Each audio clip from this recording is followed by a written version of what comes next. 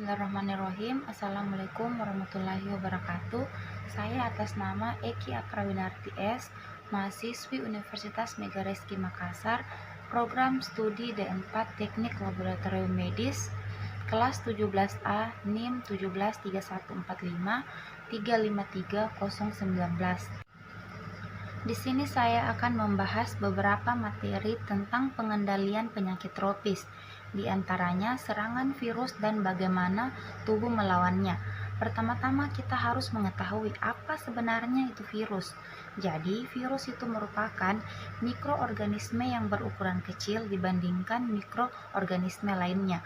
Virus juga hanya dapat bereproduksi di dalam sel inang saja. Dia tidak dapat bereproduksi di luar sel inangnya. Dan virus juga bisa masuk ke dalam tubuh kita dengan cara menempel pada selaput lendir yang terdapat pada mata, hidung, dan juga mulut. Jadi kita jangan menyentuh area mata, hidung, dan mulut jika tangan kita sedang kotor. Karena mata, hidung, dan mulut merupakan gerbang utama masuknya virus ke dalam tubuh kita. Nah, jika virus sudah masuk dalam tubuh kita, tubuh kita tidak akan tinggal diam. Tubuh kita akan melawan virus tersebut dengan cara memproduksi yang namanya sistem imunitas.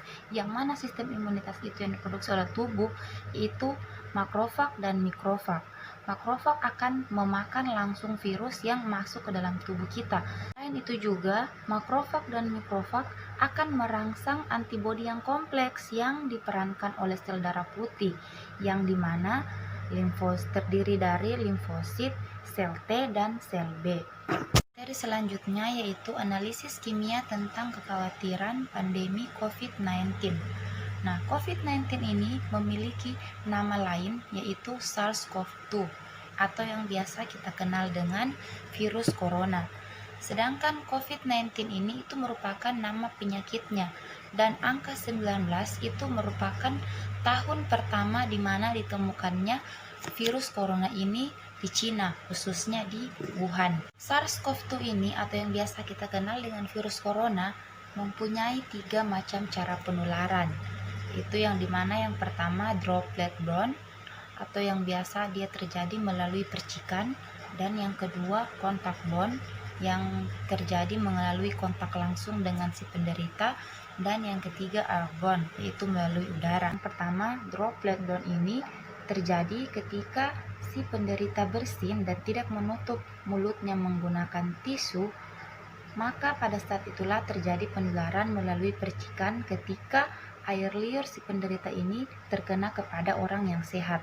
Dan yang kedua kontak borne. Kontak borne ini terjadi ketika si penderita bersin dan menutup mulutnya dengan tangan dan dia tidak mencuci tangannya, kemudian dia bersalaman dengan orang yang sehat, maka disitulah terjadi penularan melalui kontak. Dan yang ketiga airborne melalui udara. Di sini yang ketiga ini dia terjadi di tempat-tempat terkhusus seperti rumah sakit, poliklinik, dan puskesmas. Hal ini terjadi karena ketika si penderita sudah diopname atau dirawat di rumah sakit atau di puskesmas, dan para petugas kesehatan memasangkan alat bantu pada si pasien tersebut, dan ketika memasang alat bantu tersebut dan si penderita bernafas mengeluarkan virus tersebut dan si petugas kesehatan ini menghirup, maka disitu terjadilah penularan melalui udara. Dan ketika virus ini masuk, ia akan langsung mencari reseptor untuk ia menempel dan berkembang biak di situ.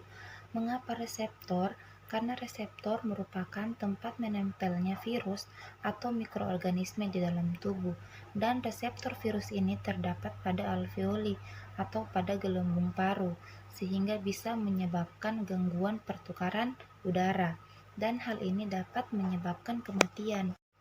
Dan untuk mengetahui ada atau tidaknya virus di dalam tubuh, ada 2 macam tes yang harus dilakukan, yaitu pertama tes screening dan tes konfirmasi. Dan beberapa fase yang terjadi ketika tubuh melawan si virus tersebut dengan melakukan tes PCR dan rapid test. Ketika seseorang terpapar virus ini, mulai dari 0 sampai 7 hari itu dikatakan fase 1. ketika si penderita melakukan tes PCR dan hasilnya positif dan melakukan rapid test, di situ hasilnya IgM negatif dan IgG juga negatif. Mengapa hasil PCR-nya positif?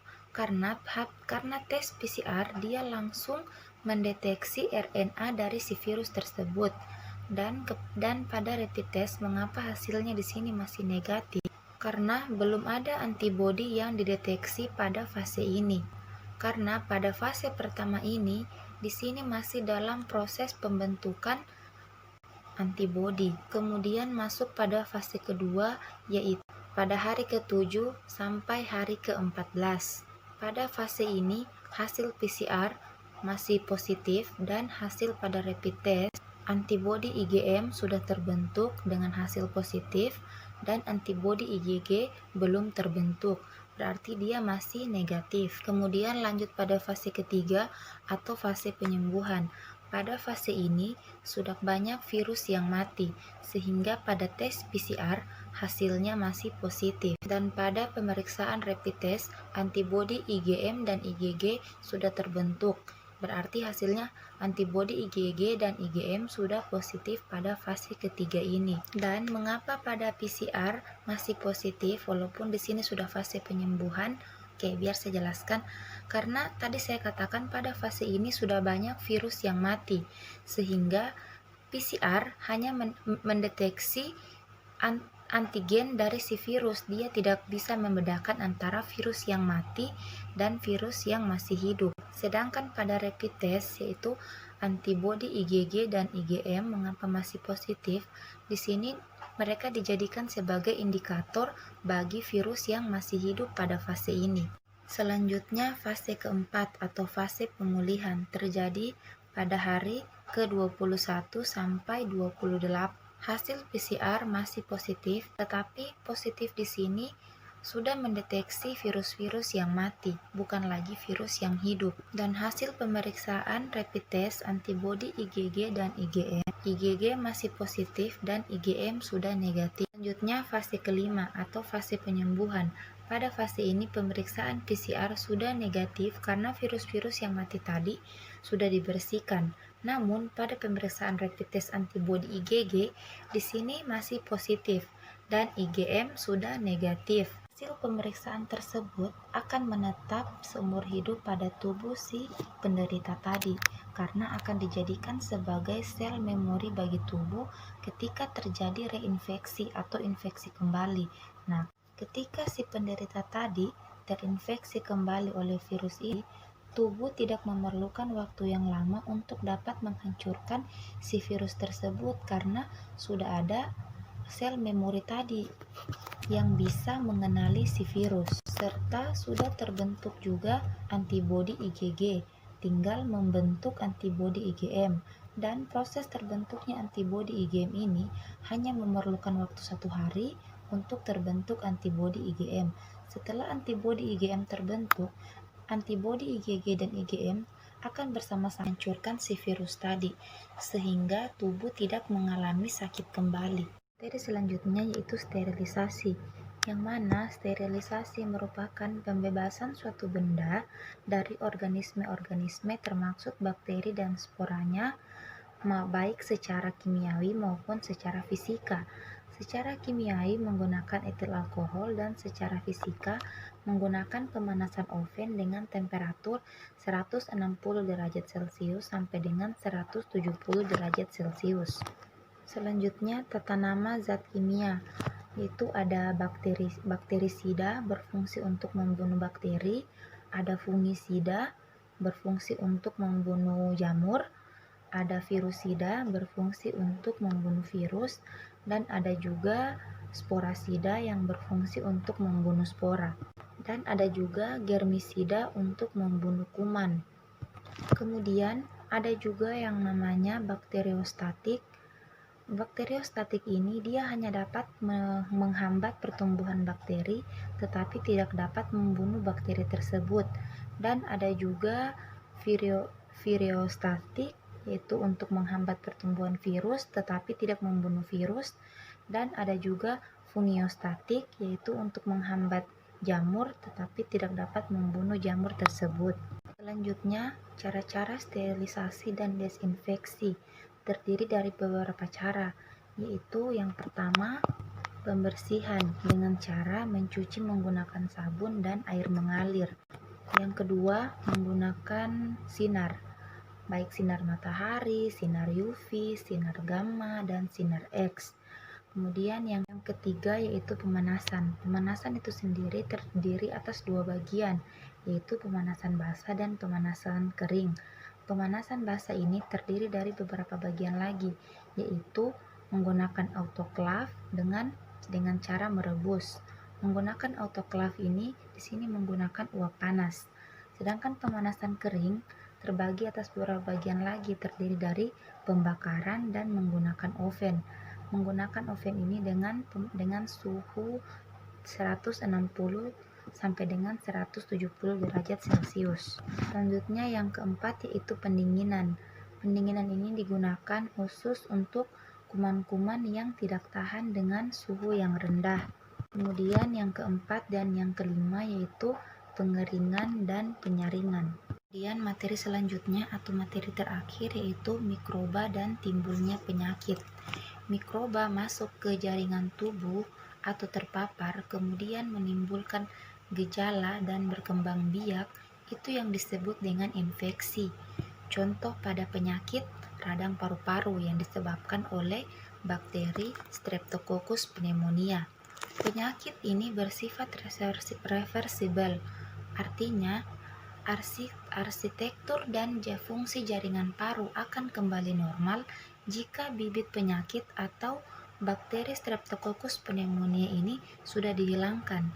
Sedangkan pada penyakit pneumonia atau radang paru-paru yang disebabkan oleh bakteri Klebsiella pneumonia, ini biasanya menimbulkan fibrosis, di mana terjadi perubahan arsitektur dan fungsi jaringan paru secara menetap yang dapat menimbulkan penyakit paru kronis yang bersifat menahun. Di samping itu juga, infeksi primer atau infeksi pertama dapat memudahkan reinfeksi atau infeksi kembali. Begitu juga dengan infeksi sekunder atau infeksi kedua yang disebabkan oleh mikroba lain. Ada halnya pada penyakit-penyakit tertentu, misalnya penyakit TBC yang disebabkan oleh bakteri Mycobacterium tuberculosis. Si penderita sudah dikatakan sembuh selama berobat 6 bulan, tetapi penyakit ini sudah ada di dalam tubuhnya atau si penderita ini sudah mengandung bibit penyakit dan bisa terjadi reinfeksi kembali atau infeksi kembali jika sistem imun orang tersebut menurun karena bibit penyakit sudah ada dalam tubuh orang tersebut.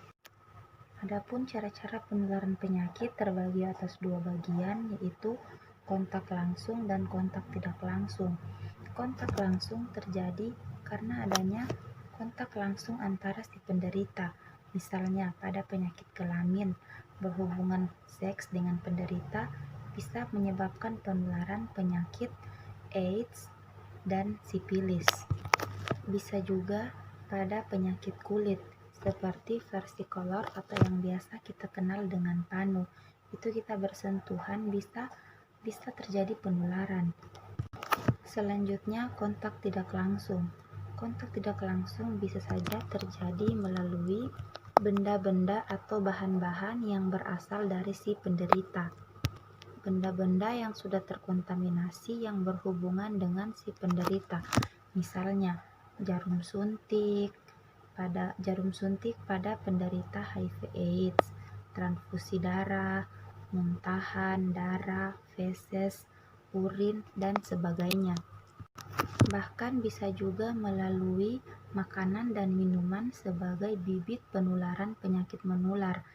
Misalnya sebagai perantaranya hewan, misalnya lalat. Lalat yang sudah habis hinggap di tempat-tempat yang kotor dan menghinggapi makanan dan kita makan, di situ akan terjadi penularan melalui makanan dan minuman yang kita makan sebagai perantara penyakit menular. Itulah tadi beberapa paparan materi saya tentang pengendalian penyakit tropis. Lebih dan kurangnya mohon dimaafkan. Wabillahi taufiq wal hidayah. Wassalamualaikum warahmatullahi wabarakatuh.